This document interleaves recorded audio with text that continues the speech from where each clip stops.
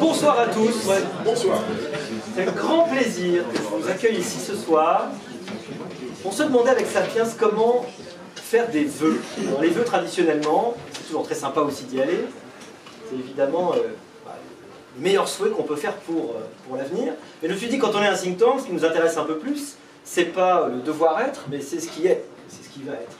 Et donc j'ai trouvé beaucoup plus intéressant qu'on réunisse des amis pour essayer d'évoquer un peu le futur. Alors, je crois que c'est Galbraith qui disait que les économistes existent pour rendre respectables les astrologues. Donc évidemment, on n'est pas toujours à entendre comme parole d'évangile. Hein. Vous connaissez les fameuses expériences de Tetlock de Princeton, je crois, qui avait comparé sur 30 ans les prévisions d'économistes, et puis il avait demandé à des chimpanzés de lancer des fléchettes dans une cible. Et les chimpanzés faisaient des meilleures prédictions que les économistes, mais on va quand même essayer d'y croire, parce qu'on a quand même besoin d'essayer de comprendre un petit peu. Et puis l'avantage, c'est que j'ai réuni ce soir les meilleurs, et ils vont pouvoir essayer d'éclairer une année 2023 qui, naturellement, ne manquera pas d'incertitude. Vous savez que dans les années 70, le fameux modèle de Duncan, qu'on enseigne dans les cours de stratégie, dit que l'incertitude d'un environnement est égale à la complexité multipliée par le dynamisme. Complexité, le nombre de facteurs à prendre en compte, et le dynamisme, la rapidité avec laquelle ces facteurs changent. Là, on est dans un monde où, de toute évidence, il y a bien une chose dont on peut être sûr, c'est que cette incertitude augmente, puisque les deux, dynamisme et complexité, les deux ne font qu'augmenter. Alors parmi toutes les choses, les points d'attention évidemment qu'on va pouvoir avoir en 2023, on a dû en sélectionner deux qui nous amènent naturellement, qui vont nous amener à en parler de bien d'autres. J'ai nommé le marché du travail, c'est ce qui concerne évidemment les gens, l'évolution du chômage, et dans un deuxième temps, ce qui nous concerne encore plus, l'évolution de l'inflation. Donc c'est les deux tables rondes que je vous propose ce soir, et nous terminons évidemment par un pot juste après, qu'il ne faudra pas rater. Alors, sans plus d'introduction, j'ai le plaisir de demander de venir à Anne-Sophie Alsif, qu'on peut applaudir. Bravo.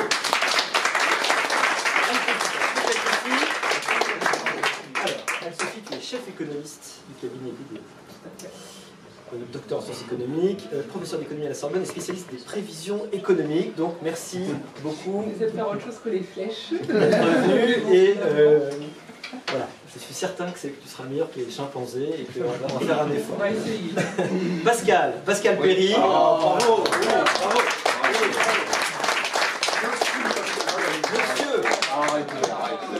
Économiste, éditorialiste, essayiste, aux multiples essais et publications, et tu m'as glissé en secret que tu préparais un prochain livre, peut-être pour l'été ou la fin du printemps, autour du travail, donc on va pouvoir en parler, mais bon, on sait que tu publies beaucoup et on a le plaisir de t'entendre sur d'excellentes ondes, souvent tôt, mais pas seulement. Souvent tôt, mais pas seulement. Et enfin, Mathieu Plane, merci. Évidemment économiste. On a les applaudissements avant de parler, donc c'est bien. C'est la bienveillance, on est là dans la bienveillance totale. Directeur adjoint du département analyse et prévision de l'OFCE, évidemment qu'on connaît bien et qu'on estime. Alors, ensemble, on va évidemment parler, il fallait donner un titre, cette table ronde, entre tension et récession, où va le marché du travail en 2023 On a l'impression qu'il y a pas une contradiction, mais en tout cas un paradoxe dans la façon dont le marché du travail évolue. On a des difficultés économiques internationales, on a des tensions sur l'emploi qui se présentent aux chefs d'entreprise, et à la fois un chômage qui reste quand même à un niveau relativement élevé. Alors, je ne sais pas à qui je dois passer le bébé tout de suite sur le thème. Peut-être Mathieu, tiens, je suis désolé, sauf que c'est pas du tout galant de commencer par Mathieu, mais on parle beaucoup du chômage structurel en économie. Est-ce qu'aujourd'hui, on est arrivé au chômage structurel? D'après certains, on serait même en dessous, ce qui est théoriquement impossible. C'est possible d'être en dessous du chômage structurel, mais ça crée de l'inflation. D'accord. Alors on est dans cette période d'inflation, mais est-ce que cette inflation est liée à un chômage bas ou est-ce qu'elle est liée à un choc d'offres sur l'énergie? Bon, la réponse est plutôt choc d'offres sur l'énergie pour le moment. Non, c'est que la situation, pour faire un bref, est extrêmement paradoxale en ce moment. C'est-à-dire qu'on a une croissance qui ralentit très fortement, on parle de récession, et on a une forte résilience du marché du travail. C'est-à-dire qu'on n'a jamais eu d'ailleurs, j'avais les statistiques avant de venir, hein, j'ai révisé, faire mieux que les chimpanzés ou les astrologues, qui est qu'on n'a jamais créé autant d'emplois depuis la mi-2020. Donc sur un espace, en gros, d'un peu plus de 2 ans, on a créé 1 700 000 emplois nets. Donc c'est colossal. Si vous prenez les statistiques depuis 1949, on n'a jamais créé autant d'emplois en 2 ans. Donc ça va créer forcément cette reprise qu'on n'attendait pas. D'ailleurs, je vous rappelle, au moment de la crise Covid, on parlait de défaillance en cascade, d'explosion sociale, de chômage, de génération sacrifiée. Or, on n'est pas du tout dans ce schéma-là, ce qui est la bonne nouvelle. Le paradoxe, en fait, là-dedans, c'est que, en réalité, quand on essaie de relier tout ça à la macro, on ne retrouve pas trop nos petits. Pourquoi? C'est que l'activité aujourd'hui, quand vous la regardez, en réalité, on est à 1% de PIB au-dessus du niveau d'avant-crise, c'est-à-dire de fin 2019. C'est-à-dire qu'on a 1% d'activité supplémentaire. On peut dire c'est bien, mais historiquement, c'est pas beaucoup, 1% en 3 ans. Par contre, on a 900 000 emplois en plus. C'est-à-dire que si je prends depuis 3 ans, 900 000, c'est 4% d'emplois en plus. Donc, le grand paradoxe, c'est qu'on crée beaucoup d'emplois avec peu de croissance. Or, aujourd'hui, les gains de productivité, normalement, l'innovation devrait créer l'inverse. Donc, on a une perte de productivité. Donc, la bonne nouvelle, c'est qu'on crée beaucoup d'emplois. La mauvaise, c'est qu'on n'a plus de productivité. Et donc, c'est la grande question pour la suite. C'est-à-dire que si on veut que les niveaux de vie augmentent, si on veut que les salaires augmentent, il faut de la productivité. Donc, en fait, on a une croissance extrêmement riche en emplois. Et donc, c'est la question pour la suite. C'est-à-dire, est-ce que les entreprises ont été extrêmement aidées à un moment donné, et donc ça a pu faciliter certaines embauches. Il y a eu beaucoup d'apprentissage aussi. On a 300 000 créations liées à l'apprentissage. On a eu du chômage partiel. La question, c'est que dans la situation de normalisation, et notamment avec le ralentissement de la croissance, il est probable que les entreprises cherchent à retrouver de la productivité. Ce qui n'est pas une mauvaise chose à long terme. Par contre, à court moyen terme, ça veut dire qu'on aura moins de croissance et certainement moins de création d'emplois. Il y a un arbitrage entre le croissance potentielle des gains de productivité, en réalité, et ces riches créations d'emplois. Donc, j'allais dire, peut-être après pour laisser la parole à mes collègues, c'est pas moi qui anime la table en même temps. Non, ce que je veux dire, c'est que on est rentré dans une trajectoire de baisse un peu continue du chômage, comme si c'était mécanique. Et d'ailleurs, le président de la République a dit on sera à 5% d'ici la fin du quinquennat. Alors il y a des réformes qui visent à faire ça, et à accompagner cette baisse, sauf que le cadre macroéconomique joue quand même beaucoup. Et j'allais dire, je ne veux pas donner des mauvaises nouvelles, mais l'horizon est assez sombre. Et qu'on a un certain nombre de chocs encore devant nous, y compris sur la question de l'énergie, de l'inflation, de la remontée des taux, des problématiques d'approvisionnement, de l'accompagnement budgétaire, le retour aux 3%. Donc finalement, tout ça rend complexe le retour spontané au plein emploi. Donc j'allais dire, on approche le chômage structurel, mais sans croissance, ça va être quand même très compliqué d'atteindre ces 5%. 5%, ça fait absolument rêver, ça fait penser à des chiffres qu'on connaissait aux États-Unis, évidemment, qui sont assez banals aux États-Unis, mais évidemment pas chez nous. Ça fait presque penser à des chiffres de candidats de la droite présidentielle, d'ailleurs, tellement c'était extraordinaire, donc on en rêve.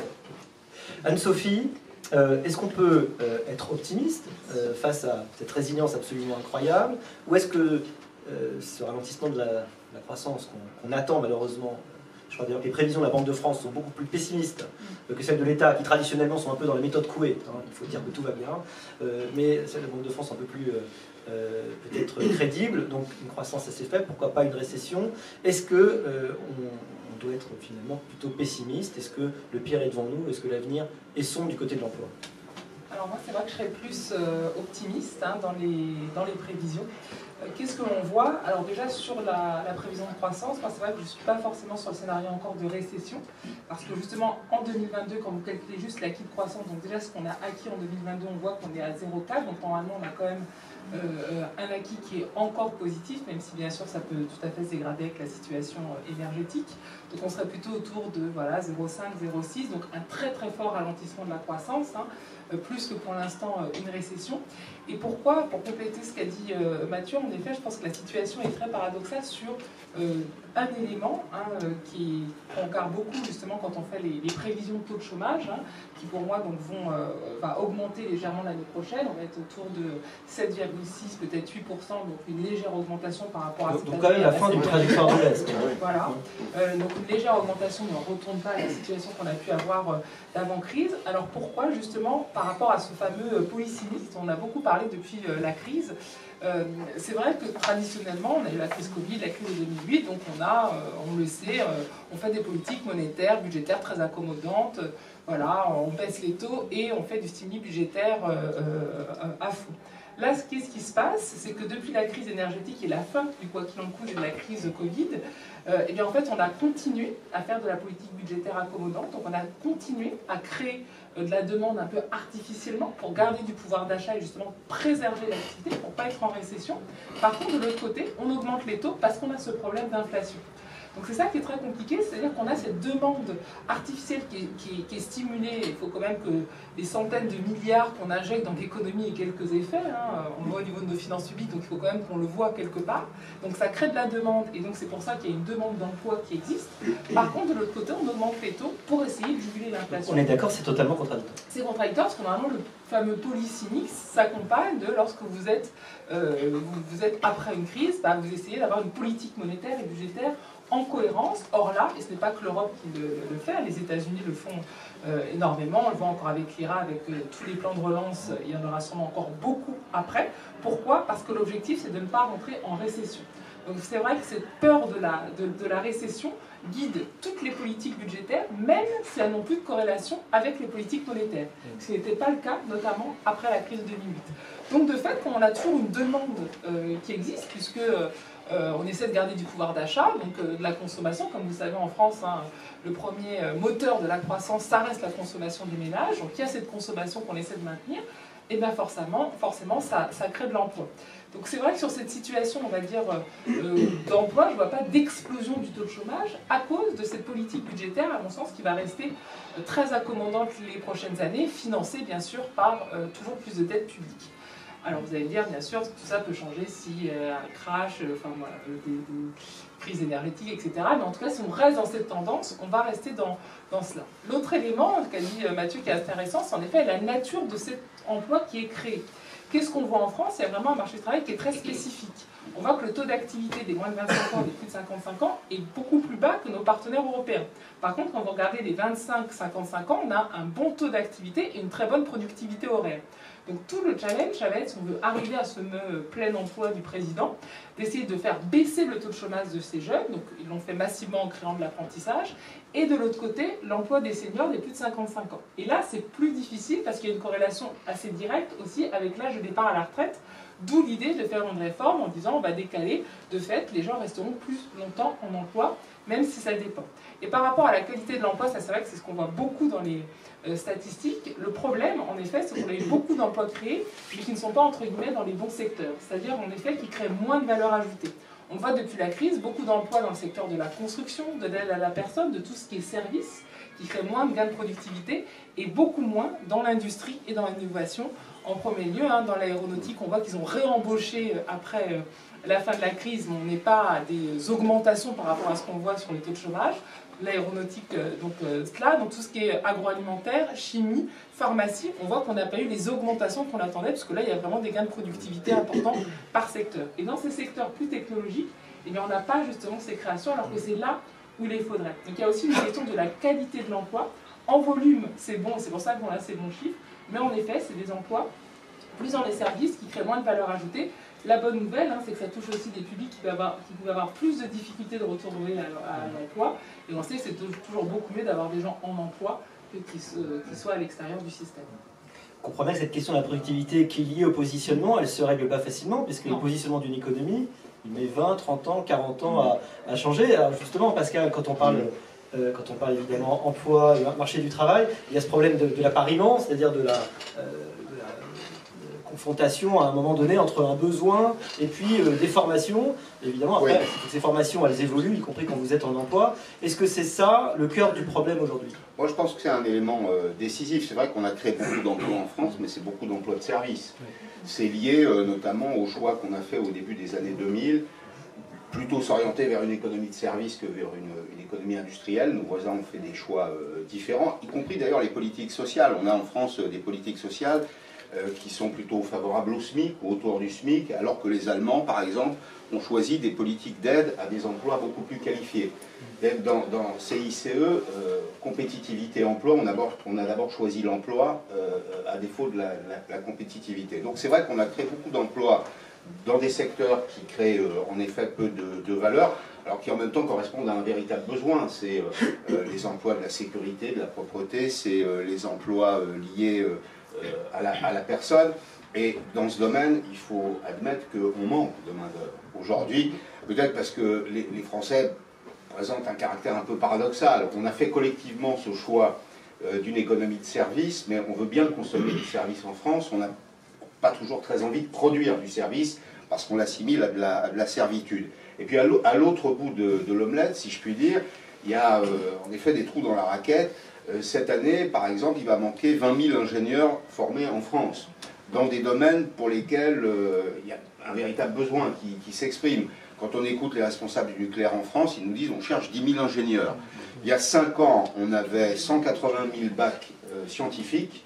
Aujourd'hui, on en a la moitié. C'est extrêmement spectaculaire et il y a plus de places disponibles dans les écoles d'ingénieurs en France qu'il n'y a de candidats pour entrer dans ces écoles d'ingénieurs. Donc, en effet, je pense qu'on est confronté à un vrai problème de formation.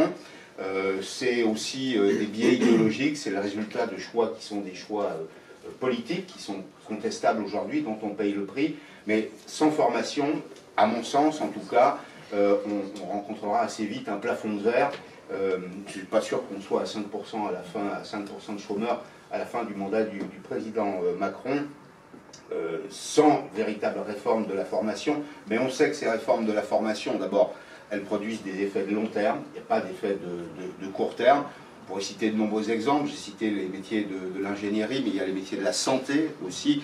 Comment se fait-il qu'en France, aujourd'hui, on soit obligé de faire venir des médecins polonais, ils ont toutes les qualités, hein, des médecins africains, alors qu'il y a en France un numerus clausus sur lequel on n'est pas revenu. Enfin, ça fait partie des aberrations.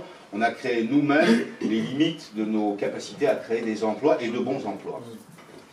Mathieu, les économistes souvent sont appelés à essayer de faire de la pédagogie. On rencontre tous les jours des chefs d'entreprise qui nous disent, tous secteurs confondus, je n'arrive pas à recruter, je n'arrive pas à avoir les bonnes personnes. Qu'est-ce qui manque? Est-ce qu'il manque les bonnes formations? Est-ce qu'il manque des incitations? Peut-être une question quasiment politique, mais est-ce que la réforme récente de l'assurance chômage va dans le bon sens? Est-ce qu'il y a quelque chose à faire de ce point de vue-là? Ou est-ce que, de toute façon, c'est un problème d'appariement qui est lié à une différence très difficile à rattraper entre ce dont on a besoin et les personnes en face? Alors, la question est complexe, hein, mais je vais essayer d'y répondre simplement. La question de l'appariement existe un peu partout, en réalité, hein, et en France en particulier. On a des difficultés avec des filières, notamment, qui ne trouvent pas les bons débouchés. On voit aussi que face à des crises économiques importantes, on a des modifications de structure qu'on n'aurait pas anticipées forcément aussi. Hein. Et quand vous formez, c'est effectivement dans le temps long plutôt. Et donc, c'est pas quelque chose de simple. Après, vous avez autre chose aussi, c'est que, comme je disais, on a créé beaucoup d'emplois, à la grande surprise, hein, et tant mieux, en peu de temps. Et donc ça crée aussi des goulots d'étranglement. La question, c'est est-ce que ces tensions sont structurelles ou conjoncturelles au fait qu'on a eu beaucoup de création d'emplois en peu de temps? Bien sûr que la formation est un point, à mon avis, essentiel, mais la question de la mutation sectorielle, de l'accompagnement, de métiers, etc., on voit que c'est une chose importante. Mais on voit qu'on ne peut pas être tous effectivement passer d'un boulot de restauration à un boulot d'aéronautique, etc. Donc c'est vrai que la chose est complexe. Et donc cet appariement, bien sûr, il faut travailler dessus. Moi, ce que je voulais dire là-dessus, c'est qu'aussi, quand vous regardez les projections, et à mon avis, c'est l'enjeu actuel, hein, c'est la réforme des retraites, quand vous regardez dans le contenu de l'emploi à venir, dans le taux d'emploi, ça va être essentiellement une augmentation de l'emploi des seniors.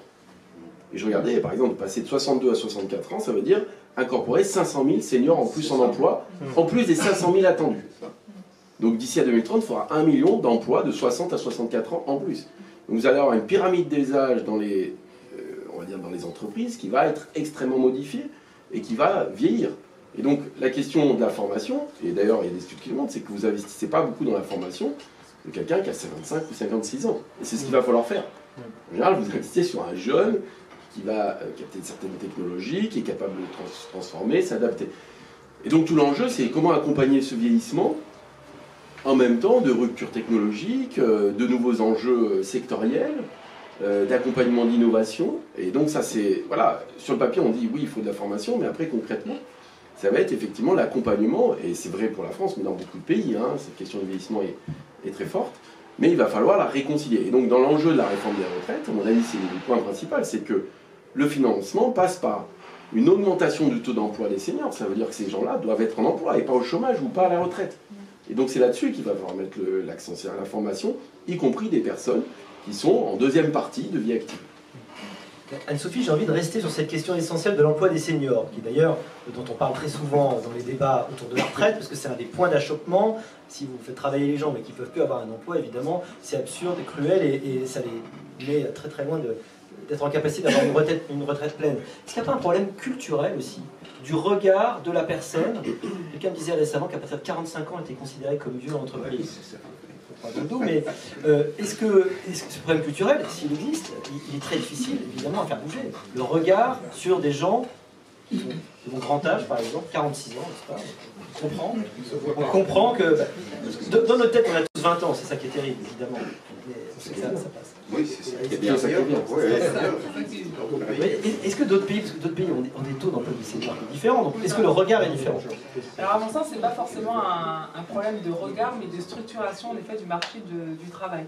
En France, c'est vrai que traditionnellement, vous entrez plus tard sur le marché du travail, vous avez une vie active, vous avez une forte productivité, c'est-à-dire qu'en effet, les gens peuvent avoir des volumes horaires plus importants, avoir vraiment une productivité horaire importante. Quand on regarde les 25-55 ans, on a une des productivités horaires les plus élevées d'Europe.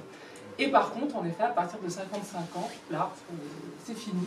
Vous êtes essoré, rincé, on vous met sur le côté. Et donc là, l'idée, c'est d'avoir la retraite le plus vite possible. D'où, en effet, ce qui explique les luttes pour avoir gardé une retraite assez tôt, puisque très souvent, en fait, on vous met en retraite jusqu'à temps que vous ayez votre retraite à taux plein et donc que vous partiez. Donc il y avait vraiment cette structuration, on va dire, du marché du travail qui était, qui est le cas en France. La grande difficulté aujourd'hui, c'est qu'avec l'allongement de l'espérance de vie et surtout des problèmes de financement des modèles sociaux et donc de l'âge de la retraite qui va être décalé, on va avoir, il faut repenser absolument toute la manière de concevoir le travail. Vous savez, vous allez avoir plusieurs vies, vous allez changer d'emploi, que vous allez passer d'un poste à un autre, d'un secteur à un autre, d'un métier à un autre, vous allez être salarié, vous allez être indépendant. Donc ça n'a strictement plus rien à voir avec je fais mes études, je rentre à 25 ans, à 55 ans, je pars en retraite jusqu'à mes 62 ans où j'ai tout. Le problème, c'est qu'en démographie, la majorité des gens qui sont au travail sont plutôt sur ce modèle-là, y compris les dirigeants d'entreprise, je pense que vous le savez. Et donc, il y a, intellectuellement, on est tous d'accord qu'il va falloir travailler plus longtemps, on le sait, etc. Mais dans les faits, c'est vrai que l'organisation du travail est celle-ci. Or, et on le voit avec les prévisions du Conseil d'orientation des retraites, des financements, etc., l'idée, c'est de dire qu'il va falloir travailler plus longtemps, mais vraiment, et ça va vraiment être, à mon sens, la clé de la réforme des retraites, parce qu'en France, on se base beaucoup sur l'âge de départ, alors qu'à mon sens, c'est à combien d'argent on a pour partir à la retraite, pour pouvoir vivre décemment. Il va y avoir un vrai problème d'inégalité par secteur et par type d'emploi, entre en effet les avocats, les professeurs de médecine qui ont les espérances de vie les plus importantes et qui vont pouvoir rester très très longtemps en emploi, les professions libérales, etc., dans ce type de statut qui ont en tout cas le choix, parce que c'est ça aussi qui est clé pour rester très longtemps, et tous les autres qui vont avoir, on va dire, une vie professionnelle très intense. Par rapport aux pays du Nord, vous le disiez, la grande différence, c'est qu'il y a un accompagnement. L'accompagnement, c'est, par exemple, vous êtes dans la construction, de 20 à 30 ans, vous allez être sur les chantiers. À partir de 30 ans, vous allez être à l'intérieur. Après 40 ans, vous allez avoir un autre type d'emploi. Donc on essaie à chaque fois, quand vous avez des métiers difficiles, d'adapter votre poste avec l'évolution de l'âge, pour vous garder plus longtemps dans l'entreprise. En France, il y a beaucoup moins de réflexion là-dessus. Vous avez un poste, vous allez évoluer dans ce micro-secteur autour de votre poste, et puis après, ou vous partez dans une autre entreprise, ou vous devenez indépendant, ou vous êtes au chômage. Mais en tout cas, il n'y a pas de réflexion d'essayer de changer en fonction de votre évolution, et notamment par rapport à votre âge. Et ça, en effet, dit c'est culturel. Le problème, c'est que si on n'arrête pas de décaler l'âge de départ de la retraite, il va falloir avoir cette réflexion, parce que on ne peut pas dire, et c'est pour ça qu'on voit qu'ils sont venus sur l'assurance chômage, on peut très bien dire, ah là, vous avez 55 ans, on va moins vous donner d'allocation parce qu'il faut aller travailler. Le problème, tous les gens de plus de 55 ans veulent travailler. tous les jours, ils envoient des milliards de CV, etc. Mais c'est non. Donc à un moment, c'est pour ça qu'on l'a vu pendant la crise Covid, vous avez eu une explosion du taux de création d'entreprises, qu'à un moment, ils se disent, bah, je vais essayer de créer ma boîte, voilà, j'étais dans tel secteur, je vais essayer de devenir auto-entrepreneur. Donc la volonté, elle est là. Le problème, c'est qu'en effet, vous avez un système qui a été structuré comme ça, parce qu'on avait un âge de départ qui était aussi plus tôt, qui font que les entreprises se disaient, voilà, 56, 57, pré-retraite de 3 ans, et après la personne part. On voit bien qu'on reparle encore une fois du problème de la formation. Oui. Alors, moi, je pense que la formation, ça doit être un attribut de l'emploi. C'est un élément essentiel, il faut le repenser. On le pense en France de façon très administrative. Au passage, on peut peut-être se dire aussi que c'est géré par des organismes paritaires.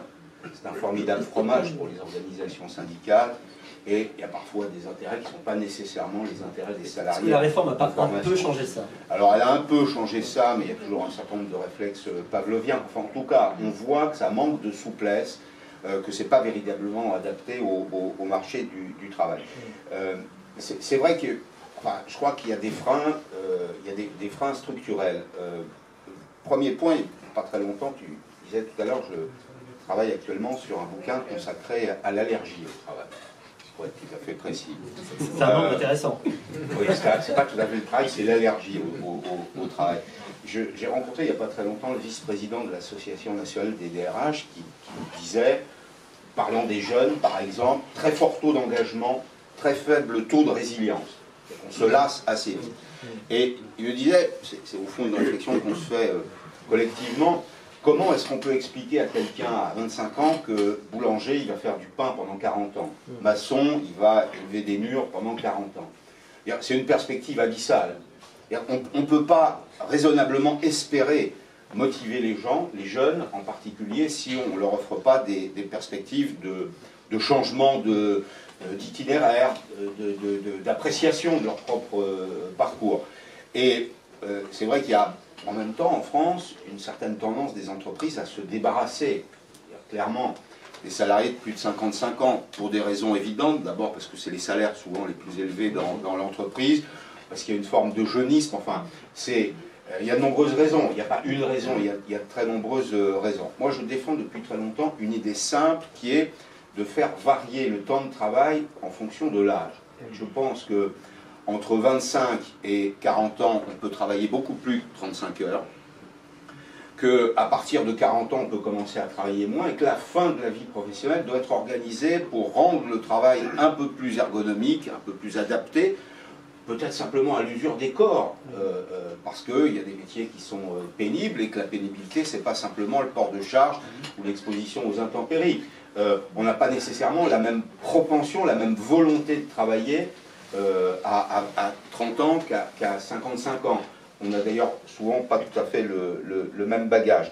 Donc il me semble qu'il y a des freins. Il y a aussi des freins qui sont complètement externes au marché de l'emploi. Vous voyez qu'il y avait Bernard Cadot là, dans la salle. On parle souvent de logement ensemble. Le fait de vouloir une France de propriétaires, c'est d'une certaine façon vouloir une France de gens qui sont assignés à résidence. Comment changer de travail, changer de localisation de son travail quand on est propriétaire? Il y a eu de nombreux exemples dans l'actualité d'entreprises qui ferment. On voit des gens qui sont pris au piège d'une certaine façon, qui n'arrivent pas à se délocaliser parce que si les 300 salariés de l'entreprise se délocalisent, le marché de l'immobilier s'effondre, leur bien ne vaut plus rien, pratiquement ne vaut plus rien. Bon, il y a beaucoup de choses. Si on veut véritablement faire de l'emploi une priorité, il y a encore probablement beaucoup de verrous à lever. Il y a peut-être aussi, de façon générale, dans le discours public, à dire que le travail est utile. Le travail, dans l'histoire humaine, ça marque le passage vers la civilisation, c'est-à-dire vers un ensemble culturel qui permet l'évolution, qui permet de créer de la valeur, qui permet de la partager ensuite. Le travail n'est pas nécessairement satanique, au contraire, même, c'est un moyen d'émancipation. Commencer par ça, Olivier, c'est, à mon avis, déjà franchir un cap psychologique. En parlant de mobilité sociale, on se rend compte que la balle est un peu dans le camp des entreprises, quand même. La mobilité professionnelle, c'est elle de l'organiser, c'est elle aussi d'encourager. Souvent, on dit que c'est à l'État de faire bien des choses sur les institutions, mais bon, de temps en temps, il faut reconnaître que les entreprises ont un rôle à jouer là-dedans. Oui, alors oui, bien sûr qu'elles ont un rôle à jouer là-dedans, et puis je pense qu'on est aussi dans un point de rupture, hein, pour plein de raisons, hein, pour des questions de défis climatiques, mais aussi il y a effectivement des changements aussi. Hein. Aujourd'hui, la crise Covid nous a amené un rapport au travail différent. On le voit avec le télétravail. Et donc les entreprises doivent s'adapter aussi à ce changement. Et il y a une demande aussi, hein, des salariés aujourd'hui qui est différente. On parle effectivement aujourd'hui dans l'attractivité des métiers. Il n'y a pas que la question du salaire. Hein. Et si vous parlez aux jeunes, c'est pas forcément le contrat, hein, c'est effectivement professionnel. Donc cette mutation, il ne faut pas la louper. Il ne faut pas la louper parce qu'effectivement, on ne peut pas vivre comme avant. Et en même temps, bien sûr, le travail est un vecteur d'émancipation dans certains cas. Pas forcément dans tous les cas. C'est nécessaire pour la société parce que c'est ce qui va financer notre modèle social, notre éducation, etc. Donc la fin du travail, ça serait compliqué dans ce contexte-là. Je pense que le gros problème en France, un des problèmes, qui à mon avis, il y a la question de l'industrie, hein, qu'on a laissé de côté certainement, mais je crois aussi qu'on a souhaité créer des dispositifs, on peut comprendre, hein, mais d'allègement de cotisation en direction des bas salaires pour inciter le recours à l'emploi. Aujourd'hui, il n'y a quasiment plus de cotisation patronale au niveau du SMIC. Par contre, on a les plus basses cotisations au niveau du salaire minimum de l'OCDE et les plus hautes cotisations patronales au niveau de 2 fois le SMIC. Donc en fait, ce qui se passe, c'est qu'on a un risque à chaque fois de trappe à bas salaire, de garder les gens au niveau des bas salaires, et donc la question de monter en gamme. Moi, enfin, je vais dire peut-être quelque chose qui peut choquer, mais je ne crois pas que ce soit le problème, c'est pas le niveau du SMIC. Quand on regarde avec la prime d'activité aujourd'hui, quelqu'un qui a à temps plein, un jeune, qui n'a pas de diplôme, qui fait 3 mois au SMIC, à temps plein en net, il va gagner 1 500 € net par mois. Le problème, c'est pour la personne qui a 20 ans d'expérience, qui va être 20-30% au-dessus du SMIC. C'est-à-dire que quand vous regardez le salaire médian en France, c'est 1 800 € net. Le SMIC avec prime d'activité, c'est 1 500. C'est quoi votre carrière? Et moi, je pense que le problème, c'est qu'on n'a pas de trajectoire professionnelle intéressante. Et puis, effectivement, il y a une reproduction sociale, on le voit aussi. C'est-à-dire que, effectivement, souvent, ceux qui voient de cadre sont des fils de cadre, etc. Donc c'est comment redonner une trajectoire de carrière. C'est pas grave de commencer bas, ce qui compte, c'est de finir un peu plus haut.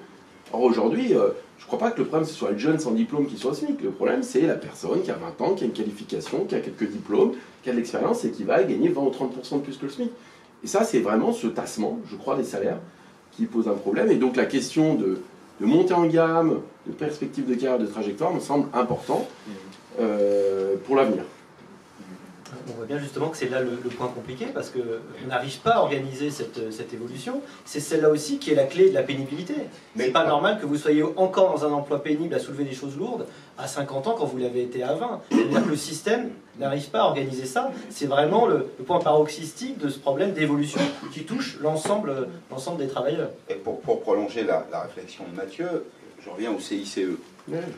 Crédit, impôt, compétitivité, emploi. On a choisi l'emploi, pas la compétitivité. C'est un vrai choix. Mais l'objectif de François Hollande, sauf si je me trompe, c'était de ramener dans l'emploi des gens qui n'avaient pas de qualification. C'est une des raisons pour lesquelles on a ciblé les aides autour des bas salaires, au risque, comme tu le dis Mathieu, de fabriquer les 2 millions de smicards qu'on a, ceux qui sont juste au-dessus, et qui sont là aussi assignés au SMIC à vie, sans perspective de carrière. Et je pense franchement que, me mettant à leur place, c'est tout à fait décourageant. C'est absolument passionnant, on a envie d'en parler beaucoup plus longtemps, mais malheureusement, j'ai promis que ce serait court et qu'il valait mieux être frustré qu'ennuyé. Je pense que vous êtes d'accord, c'est une très très bonne philosophie. Pour 2023. Il nous reste à remercier tout le monde. Pour continuer, pour presque terminer, nous allons passer à la deuxième table ronde, où j'ai le grand plaisir d'accueillir Laurence Daziano, qui est ici au fond. Merci Laurent de venir. Laurence, tu es économiste, maître de conférence à Sciences Po Paris et membre du conseil scientifique de la Fondapol, que nous connaissons et que nous apprécions. Nicolas Bouzou. Nicolas, viens ici. Bravo. Je me présente Nicolas, économiste, essayiste, directeur du cabinet de conseil Asterès, cofondateur du SAC de Belém. Tu es directeur d'études au sein du MBA Law et Management de Paris 2. Et tu as une grande activité éditoriale. Homo Sanitas, c'est ton dernier livre, ou je me trompe? Non. Non, c'est dû en faire deux ou trois depuis. Je n'arrive même pas à suivre, mais en tout cas celui-là, pendant la pandémie, il était tombé. J'en sors un là dans un mois. Ah bah voilà. Qui s'appelle La France de l'à peu près. Ah oui, on en avait parlé. Voilà, on en avait parlé. Parce que tout n'est pas exactement comme je voudrais que ce soit, en fait. Le livre est là-dessus. On attend ça avec intérêt. Alors, nous devons toujours être rejoints par André Le Scruc-Pietri, qui est président de Jedi, et il avait un train qui devait arriver à 19h30, mais comme vous savez, les trains n'arrivent pas toujours à l'heure. Et je crois qu'il n'est même pas encore arrivé en gare, c'est Gare du Nord, donc je ne suis pas certain qu'on l'ait, mais c'est pas très grave, parce que nous avons de toute façon ici de quoi parler du deuxième sujet, qui est évidemment le sujet de l'inflation, sujet qui aujourd'hui nous occupe tous. Est-ce qu'il faut nous habituer à vivre avec l'inflation? Je commencerai, Laurence, par une question toute simple. L'inflation, alors stop ou encore en 2023? J'ai pas de boule de cristal. On parlait tout à l'heure des économistes qui lançaient des fléchettes, mais j'ai pas de boule de cristal, donc je ne sais pas si on va redorer ou pas l'image des astrologues. Le problème, c'est pas tellement l'inflation, c'est son niveau. Parce qu'une petite inflation, on a couru après quand même pendant une dizaine d'années. On se disait, est-ce qu'on allait atteindre les 2% d'inflation? Maintenant, on aimerait bien y retourner. Elle va osciller, probablement. On voit qu'il y a une petite décélération. Moi, je dis toujours qu'elle va faire du W. Le bas du W, c'est-à-dire qu'elle va osciller des hausses et des baisses. Il faut quand même se souvenir que l'inflation, elle avait commencé avant la crise énergétique, parce qu'on a mis tellement de liquidités dans l'économie avec Covid qu'au bout d'un moment, il fallait quand même que ça se retrouve quelque part. La crise énergétique n'améliore pas les choses. Maintenant, on voit aussi que le pétrole redescend à un niveau qui était à peu près celui de l'année dernière ou celui des années 2000, avant 2015. C'est vrai, quand on regarde la courbe des prix du pétrole, on voit qu'il y a quand même un grand creux entre 2015 et 2021. Et on a été habitué à cette énergie un peu basse. Et ça va y participer aussi. Ce qui va participer à l'inflation, ce qui peut y participer, c'est les prix de l'alimentation. Et ça, il faudra veiller, parce que ça, c'est un facteur qui peut augmenter l'inflation. Le FMI nous dit qu'elle devrait baisser en 2023. Je suis allée regarder leur dernière prévision. Selon eux, on va arriver à 8,8 en 2022. Ils nous prévoient un 6,5 en 2023. Si on corrélère ça à la croissance, il y a quand même une grande inconnue, c'est la Chine dans la croissance mondiale. Entre son stop ou encore son stop momentané parce qu'ils vont manquer de main d'œuvre, mais quand ça va repartir, on risque d'avoir un peu plus d'inflation parce que demande d'énergie, parce que beaucoup de production, mais qui va être absorbée par d'autres pays. Gardons un regard sur l'Inde.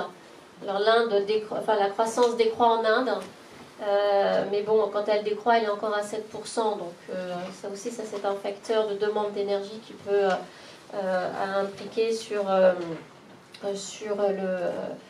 demande, sur l'inflation mondiale. Et puis, niveau d'inflation, elle mettra du temps à redescendre à la barre des 2% que se fixent les banques centrales.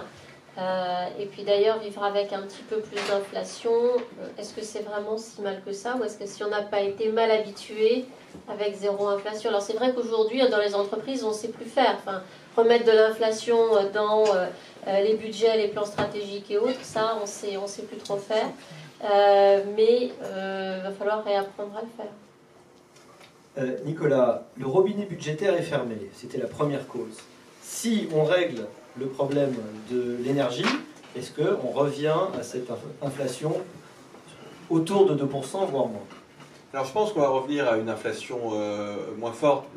Je ne vais pas refaire tout l'enchaînement, toutes les causes qui ont mené à la situation actuelle d'une inflation relativement forte, en tout cas par rapport à ce qu'on avait connu ces 20 dernières années. Mais c'est vrai qu'on va faire un peu moins de déficit budgétaire, les rachats d'actifs des banques centrales vont un peu diminuer, les prix d'énergie diminuent un peu. On voit aussi qu'il n'y a pas eu de boucle prix-salaire.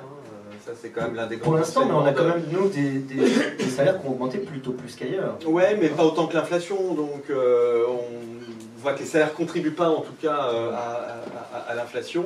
Mais je pense que la question que les gens se posent, c'est pas celle-là, en fait.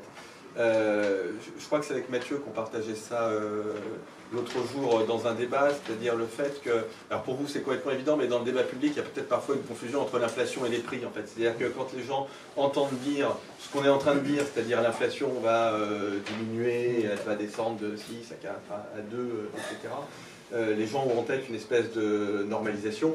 Et en fait, non, pas du tout, parce que ce que je veux dire par là, c'est que les pertes de pouvoir d'achat liées à l'inflation qu'on a connue ces dernières années, je pense que ces pertes de pouvoir d'achat sont définitives, et donc le niveau des l'inflation ne sera pas négative, en fait, c'est ça ce que je dis, et donc le niveau des prix... Moins d'inflation, c'est juste moins de hausse des prix. Voilà. Et en fait, ce qui intéresse les gens, c'est pas... Alors ça, c'est un sujet très bon entre nous, hein, est-ce que l'inflation va ralentir, mais c'est un truc d'économie de prof d'éco, quoi. Donc la question, c'est ce qui intéresse les gens, c'est... Bien sûr, ouais. Et ce qui intéresse les gens, c'est est-ce que ce qu'on a perdu en pouvoir d'achat à cause de l'inflation, est-ce qu'on va le regagner parce que les prix vont baisser? Et là, je pense que non. Je pense que non, parce que je pense que le niveau structurel des prix, pas de l'inflation, mais des prix, a augmenté pour des raisons qui ne sont pas d'ailleurs simplement des raisons liées à l'énergie, mais qui sont aussi liées au fait qu'on est entré dans une économie qui est assez nouvelle. Au fond, on a quitté, et pour moi, à regret d'ailleurs, pour toi aussi je pense d'ailleurs, mais on a quitté cette mondialisation libérale qui était très décriée pour rentrer dans une économie où l'économie est la variable d'ajustement de la violence géopolitique. C'est un peu comme ça la façon dont je l'analyse, ce sera mon billet de l'Express la semaine prochaine. Ça pourrait être l'économie est devenue une espèce de variable d'ajustement, et les prix sont une variable d'ajustement, de choc géopolitique qui génère des chocs d'offres négatifs en fait. Et c'est ça qui fait bouger les prix. Et la mondialisation, elle est un peu otage de ça. C'est-à-dire qu'au fond, aujourd'hui, on a une géopolitisation de la mondialisation. C'est-à-dire, pour le dire autrement, un rétrécissement de la mondialisation qui fait que cette mondialisation, alors, qui posait des problèmes d'inégalité, etc., mais qui en tout cas avait quand même contribué à la désinflation sur les prix des produits, en tout cas industriels, ça c'est terminé. Et ce que je trouve d'ailleurs tout à fait frappant, c'est que, en fait, quand on en parle, alors là de façon très concrète, aux distributeurs, qui aujourd'hui, par exemple, font leurs courses, leurs approvisionnements pour la prochaine rentrée scolaire en septembre, ils nous disent, en fait, on voit bien, nous, concrètement, que le spectre géographique de nos achats s'est réduit, parce qu'en Chine, il y a des usines qui n'ont pas rouvert avec le Covid, parce qu'évidemment, on ne va pas importer les gommes qui sont faites en Russie, parce qu'en Turquie, c'est plus compliqué, etc. Donc, on a moins d'acteurs dans les pays... moins d'acteurs dit que c'est plus cher. Et donc c'est plus cher. Donc je pense qu'il n'y a pas de retour à la normale. Voilà, je pense qu'on est rentré dans quelque chose de nouveau. Après, le fond du sujet, pour moi, je me tais, c'est ce que Mathieu disait tout à l'heure, sur les salaires. Je pense que, comme de toute façon, on ne peut pas agir sur les prix, je pense que le gros sujet de réflexion qu'on doit avoir, c'est sur les salaires. Justement, l'inflation, on sait que c'est comme la température. Il y a le ressenti, il y a le réel, il y a la froideur des chiffres et des grandes moyennes et de ce dont les économistes discutent, et puis est-ce que les gens voient concrètement. On sait qu'il y a des très très grandes différences. Cette inflation, elle est toujours particulièrement inégalitaire, et c'est ce qui nourrit une forme de mécontentement extrêmement profond. Le gouvernement aujourd'hui est dans une action extrêmement forte, résolue. Je crois qu'il y a 58 milliards aujourd'hui qui sont prévus en 2023 au titre de l'aide à l'inflation. Donc là, le quoi qu'il en coûte semble ne pas avoir de fin, mais en aura-t-il? Probablement il doit en avoir, mais quand? Et qu'est-ce qu'il y a à craindre vraiment? Quel est l'effet de l'inflation aujourd'hui sur les gens? Est-ce qu'au-delà du ressenti, la réalité est vraiment celle-ci? Je sais que c'est des questions vastes. Oui, alors, le quoi qu'il en coûte, c'est sûr, il va nous coûter très cher, parce que les taux ont monté. En fait, on peut continuer à creuser, mais ce sont les générations futures qui paieront. Sur l'effet sur la population, alors moi je suis plus une macro-éco internationale. Donc moi ce qui m'intéresse, c'est ce qui se passe surtout dans les pays émergents, pardon de sortir un petit peu du cadre français, mais comme Nicolas a parlé de la mondialisation.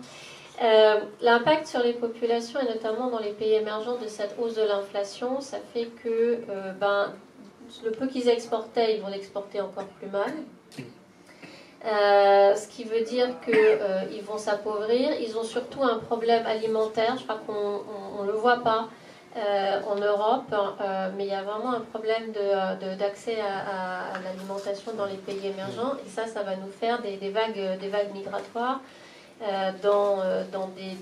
D'abord au sein des pays, parce qu'il faut quand même savoir, quand on parle des pays émergents, que les mouvements de population se font au sein des pays émergents. Les plus grandes vagues migratoires, elles sont au sein de l'Afrique, c'est entre pays africains.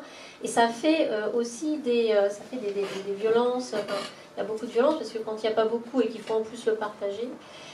Donc sur les populations, l'effet va être va être important. Vous allez avoir tout l'effet moi je le vois aussi sur l'éducation, parce que quand vous avez de l'inflation, la situation économique devient plus compliquée, les gens perdent leur emploi, et tout ça, in fine, on parlait tout à l'heure d'éducation pour les plus âgés, mais là dans les pays émergents, ça va être vraiment l'éducation pour les plus jeunes, qui va être aussi plus difficile. Après, si on revient sur l'Europe, c'est ce que disait Nicolas, il va y avoir la perte de pouvoir d'achat, parce qu'effectivement, c'est pas que les prix vont redescendre, c'est qu'ils vont augmenter moins vite, mais ils auront quand même augmenté. Et après, il y a tout le prisme, mais là, il y aurait des gens plus avant que moi dans la salle pour en parler, de toutes les tensions sociales qui peuvent en découler. Mais je parlais de la Chine tout à l'heure, mais il y a aussi l'Inde, qu'il faut regarder de ce point de vue-là. Et ça, ce qui va être très important, c'est de voir quelle va être la croissance en Inde dans les prochaines années. Vous savez que, point de vue population, l'Inde dépasse la Chine dès cette année. Et c'est ça qui va être important de voir, c'est comment est-ce qu'ils vont gérer cette croissance plus importante et l'effet que ça va avoir chez nous, sachant que cette croissance est alimentée à la fois par du charbon et par du pétrole russe. Donc ça va aussi avoir des impacts pour nous. Dans les causes d'augmentation des prix durables, on a parlé de la démondialisation, on pourrait aussi parler de la transition écologique. Est-ce que c'est pas d'ores et déjà quelque chose qui est sur nous, qui est que la plupart des biens, quand ils vont intégrer une forme de prise en compte du carbone, vont directement ou indirectement être considérablement renchéris?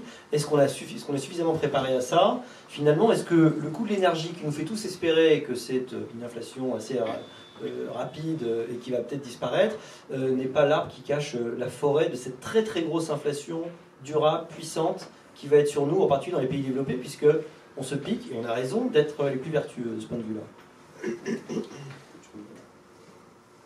Alors là encore, je vais parler de l'Inde, parce que l'Inde a un programme de verdissement. Alors, il y a beaucoup de charbon, il y a beaucoup de pétrole, mais ils ont quand même un programme de verdissement qui est important. La crise pétrolière, enfin la crise énergétique qu'on connaît, va quand même aussi nous permettre, et c'est là qu'on regrette de ne pas l'avoir fait avant, alors de décarboner, je ne vais pas dire de verdir, je vais dire de décarboner, parce que je vais mettre le nucléaire dedans, mais de décarboner nos énergies. C'était quand même l'avantage compétitif de la France il y a quelques années, cette énergie basse, cette énergie à prix bas. Et le fait de se défaire, alors ça va être à plus long terme, ce sera pour nos enfants, de se défaire de l'inflation énergétique aura un effet, mais à long terme. Nicolas ? En fait, si on prend la pandémie, les tensions géopolitiques et la crise climatique, ce sont des chocs d'offres négatifs en fait. La crise, c'est pas exactement la crise climatique, c'est pas exactement une crise, c'est pas exactement un choc, mais enfin, en tout cas, ce sont des éléments exogènes à l'économie qui renchérissent le coût des facteurs de production. Donc, ce sont plutôt des facteurs inflationnistes, mais je pense qu'il y a quand même quelque chose qui peut nous aider, quelque chose qu'on maîtrise pas du tout, et c'était assez présent dans la table ronde précédente, et c'est très intéressant, c'est la question de la productivité. Parce qu'en fait, moi, je n'achète pas l'idée de la grande stagnation, c'est-à-dire l'idée selon laquelle toutes ces innovations qu'on voit, alors c'est vrai depuis 10-15 ans maintenant, mais cette idée qu'elles n'auraient aucun impact sur la productivité, donc les robots, le numérique, l'intelligence artificielle, etc. On ne les voit pas dans les chiffres. Alors voilà, oui, non, mais pourquoi est-ce qu'on ne voit pas ça dans les chiffres? Quand on regarde en fait les grands cycles schumpeteriens du passé, on voit qu'il y a toujours un délai très long entre l'apparition des innovations et les gains de productivité. C'est pas 3 ans, c'est des décennies. Parce qu'il faut apprendre à les utiliser. Le télétravail est en train de se développer maintenant. Donc c'était pas, il ne s'est pas développé après l'apparition d'Internet. Et donc tout ceci met énormément de temps. Ce que je veux dire par là, c'est que je pense qu'on n'est pas à l'abri de bonnes surprises en matière de productivité, y compris de productivité des technologies décarbonées. Le prix des batteries, par exemple, il diminue rapidement. Donc voilà, je pense qu'il faut qu'on ait un peu aussi cette vision historique en tête. Voilà, ces technologies, il faut former les gens, il faut apprendre à les utiliser, il faut passer à ce qu'on appelle la phase, alors pardonnez-moi le terme est un peu pompeux, mais de la synthèse créative, c'est-à-dire au fond passer de l'invention à l'innovation, mais l'innovation qui va vraiment avoir des conséquences. Comme tu l'as rappelé, je travaille beaucoup sur l'économie de la santé, et en fait, l'économie de la santé, je pense qu'on commence à voir des innovations qui sont des innovations extrêmement spectaculaires, qui sont vraiment des game changers, pour parler en très bon français, pour le système de santé. Il y en a une, c'est complètement évident, c'est les technologies ARN messager.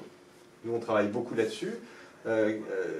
Qui ont été, en économie, souvent, nécessité fait loi. Hein. Donc, vous avez la plus forte pandémie depuis 100 ans, vous avez des financements, et du coup, vous avez des choses qui accélèrent considérablement.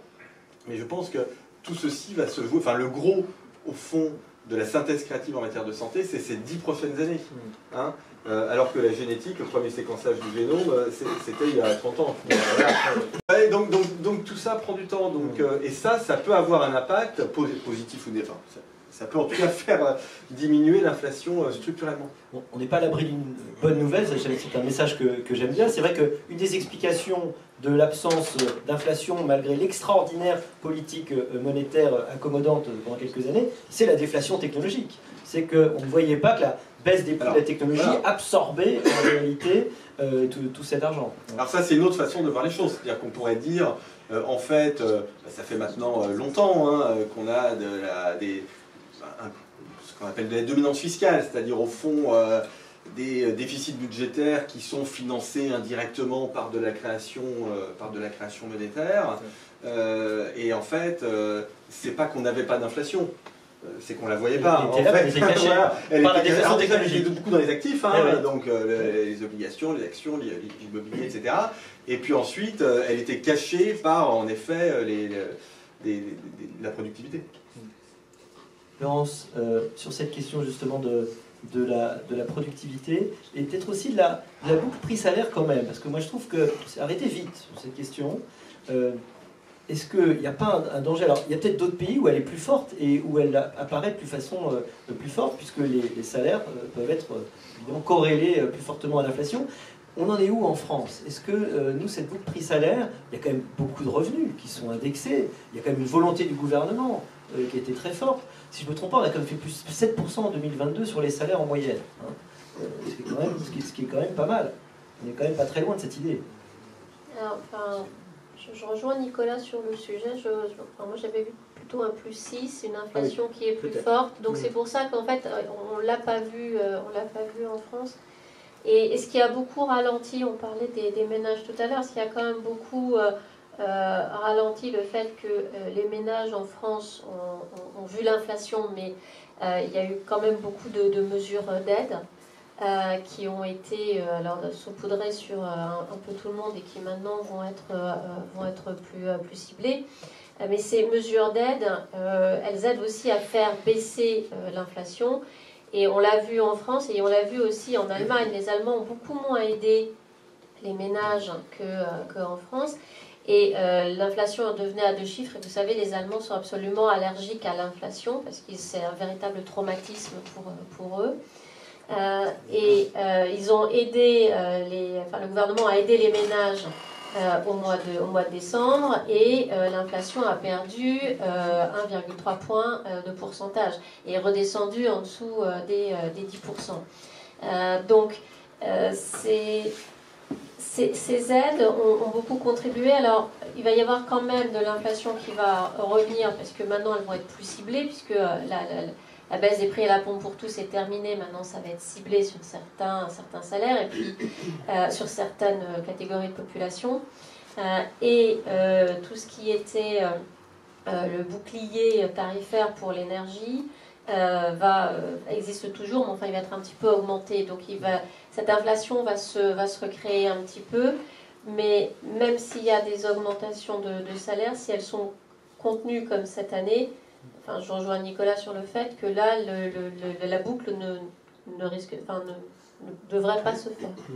Est-ce qu'il n'y a pas quand même une contradiction entre le fait d'aider les gens à consommer des produits dont le prix aurait dû monter et le signal naturel que ça enlève, que ça envoie? C'est la première question. Et deuxième idée, c'est il y a quand même, on a en France une inflation qui est inférieure aux autres.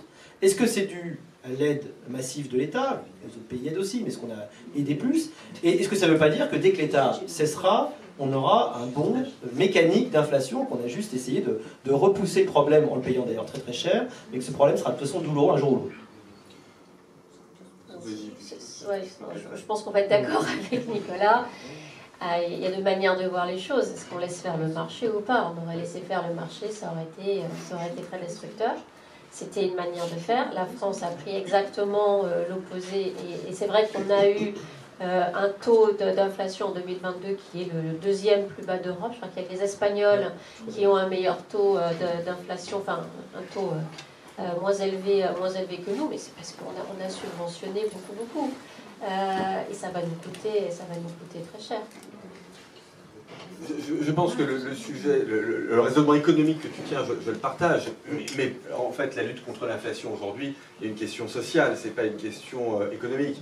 Voilà, il fallait aider les gens. Je pense que les mécanismes qu'on a mis en place en France sont pas idiots du tout. Je pense que le bouclier tarifaire, c'est très compliqué le bouclier tarifaire, hein, c'est pas un blocage des prix, c'est un mécanisme assez compliqué, mais je pense que c'est pas idiot du tout. Moi, je suis un peu comme toi dans une tradition en philosophie politique qui est celle de Raymond Aron, c'est-à-dire essayer de ne pas être dans l'éthique de conviction, parce que ça c'est facile, mais être dans l'éthique de responsabilité. C'est-à-dire, si j'étais à la place d'eux, qu'est-ce que j'aurais fait et est-ce que j'aurais fait mieux? Bon. Voilà, quand on réfléchit comme ça et pas simplement de façon abstraite, avec une tension sociale qui est quand même toujours forte en France, je me dis que finalement ce qu'on a fait c'est pas si mal. Alors juste quand même, je veux dire un truc qui est marrant parce que ça a été assez peu dit, mais il y a un gouvernement en Europe qui a mis en place une politique de blocage des prix, comme nous l'a proposé certains, ce qui nous a valu des débats un peu virils pendant la campagne présidentielle. C'est le gouvernement Orban, qui est toujours aussi bien inspiré dans le domaine économique que dans le domaine sociétal, grosso modo. Et donc ils ont fait un blocage des prix, mais un vrai blocage des prix, pas un bouclier tarifaire avec des mécanismes de subvention, de même blocage des prix. Les prix sont bloqués, donc ils l'ont fait dans l'essence et dans l'alimentation.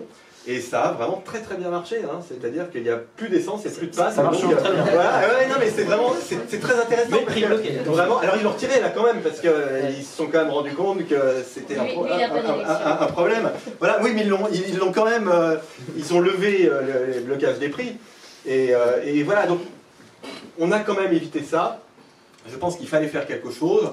Très schématiquement, ce qu'on a fait, c'est qu'on a transféré de l'inflation dans la dette publique, en fait. C'est ça, le bouclier tarifaire. Est-ce que c'est génialissime? Non. Est-ce que c'est grandiose? Non. Mais on ne pouvait pas faire autrement. On ne pouvait pas faire autrement, ça serait très présomptueux, mais en tout cas, je pense que c'est la moins. Je pense qu'il n'y a pas de bonne politique. De toute façon, ce qu'on traverse depuis 3 ans, laisse tomber, c'est pas. Voilà, je pense que c'est la moins mauvaise politique dans un ensemble de politiques qui sont toutes mauvaises de toute façon. Dans l'urgence et avant de cibler.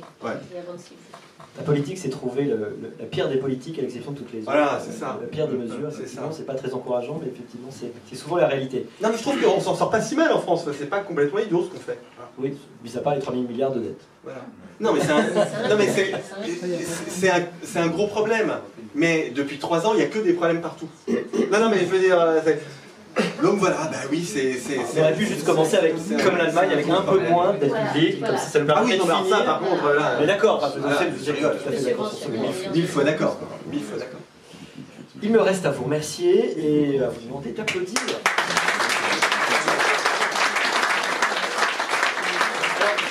Pour terminer ces petits échanges, et avant qu'on aille prendre un verre, parce qu'on a bien mérité, j'ai convié Jean-Marc Daniel, que nous connaissons tous, à venir nous faire une adresse finale, une synthèse. Voilà, il a la carte absolument blanche, dont personne ne dit à Jean-Marc Daniel ce qu'il veut dire. Bravo. Bravo. comme l'a dit Mathieu, vous commencez par applaudir, peut-être qu'après vous serez moins content. Écoutez, merci de m'avoir convié. Moi, mon avantage dans tout ça, c'est que, on a dit, on a tous dans la tête 20 ans, mais enfin, moi, je n'ai pas 20 ans, ça fait un certain temps. Et vous savez, on nous rappelle que nous sommes plutôt dans une phase proche des années 70. Pour moi, les années 70, c'est pas de l'histoire, c'est des souvenirs. Et quand j'ai commencé ma carrière dans les années 70, mon salaire a augmenté de 3% par trimestre. Moi, qu'il y avait à l'entrée de l'INSEE où je travaillais, il y avait des gens qui distribuaient des tracts en disant les prix prennent l'ascenseur et les salaires prennent l'escalier. 3%, c'est pas assez. Et effectivement, c'était une situation qui était une situation d'inflation. Alors on l'a dit, est-ce qu'on retrouve cette situation? Je ne pense pas vraiment. Ce qui me frappe, c'est que on a la nostalgie, le besoin de se référer à des périodes passées. Et on a parlé du CICE, on a fêté les 10 ans du rapport gallois. Dans le rapport gallois, il y a deux constats forts. Le premier, c'est que la France, à cause d'une politique de concurrence agressive, est entrée dans une période longue de déflation. Et que, à l'horizon 2025-2030, le véritable danger pour l'économie française, ce sera la baisse des prix, notamment des prix industriels. Ce sera peut-être vrai à l'horizon 2025-2030. Et la deuxième chose qu'il y a dans le CICE, dans le rapport gallois, c'est qu'au moins la France a davantage par rapport à tous les autres pays, c'est qu'elle a une électricité pas chère. C'est peut-être vrai. Pas dans l'immédiat, mais c'est peut-être vrai. Alors cette électricité pas chère, là aussi, vous avez eu des réactions, des actions, et l'électricité valait 700 € l'unité de compte de référence au mois d'août, et donc agitation, il faut absolument sortir du marché européen. Nous avons deux ennemis dans l'histoire en ce moment, qui sont Madame von der Leyen et Monsieur Poutine. Donc il faut corriger ces deux monstres, et donc la solution, c'est de sortir du marché européen. Aujourd'hui, paraît-il, sur le marché, il y a des jours où on ne sait pas quoi faire de l'électricité. Nous sommes très proches de Bordeaux, l'un et l'autre, et il y a à Bordeaux un maire, vous savez, il y a un économiste assez célèbre qui a dit qu'il y a deux façons de détruire une ville, soit on la bombarde, soit on bloque les loyers. Et il y en a une troisième que l'on vient de découvrir récemment, c'est d'élire un maire écologiste. Et donc à Bordeaux, nous avons eu cette chance et alors il a décidé de supprimer l'éclairage public entre 11h et 4h du matin. La conséquence, c'est que EDF est remonté comme un coucou, parce que la centrale de Blaye, sur les bords de la Gironde, écoule son électricité entre 11h et 4h du matin en éclairant la ville de Bordeaux. Mais si on n'éclaire plus la ville de Bordeaux, qu'est-ce qu'on va faire de l'électricité? Et donc, vous avez un problème qui est un problème maintenant de surproduction d'électricité. Qui lui dit au mois d'août? Et donc, je pense que dans tout ce qui se passe autour de nous, les prévisions, les références historiques, les comparaisons sont extrêmement difficiles à manier. Je ferai simplement deux remarques de fond par rapport à tout ça. La première remarque, c'est que je pense, donc par rapport aux années 70 que j'ai connues, en 1974, c'était l'année où j'avais 20 ans, le ministre des Finances, M. Giscard d'Estaing, présentant ses vœux, avait répondu à Jean Boissonnat. Je ne sais pas si certains d'entre vous se souviennent de Jean Boissonnat, qui était quand même une institution qui nous a quittés récemment. Et donc Jean Boissonnat l'interroge à la fin de ses vœux en lui disant « Vous avez présenté vos vœux sans parler du choc pétrolier. » Donc je vous rappelle, octobre 73, on est en janvier 74.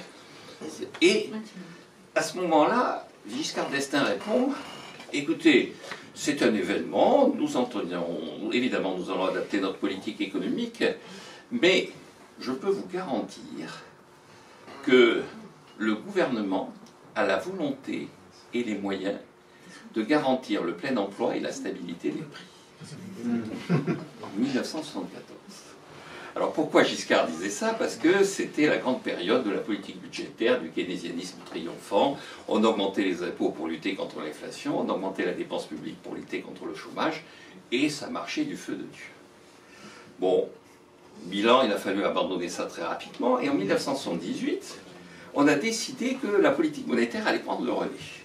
Et donc on nous a annoncé que le banquier central allait être désormais en charge de la stabilité des prix, du plein emploi et d'un niveau de taux d'intérêt conforme à la croissance potentielle.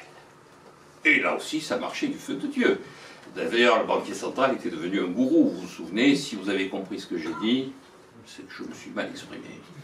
Ça, c'était la devise de Greenspan.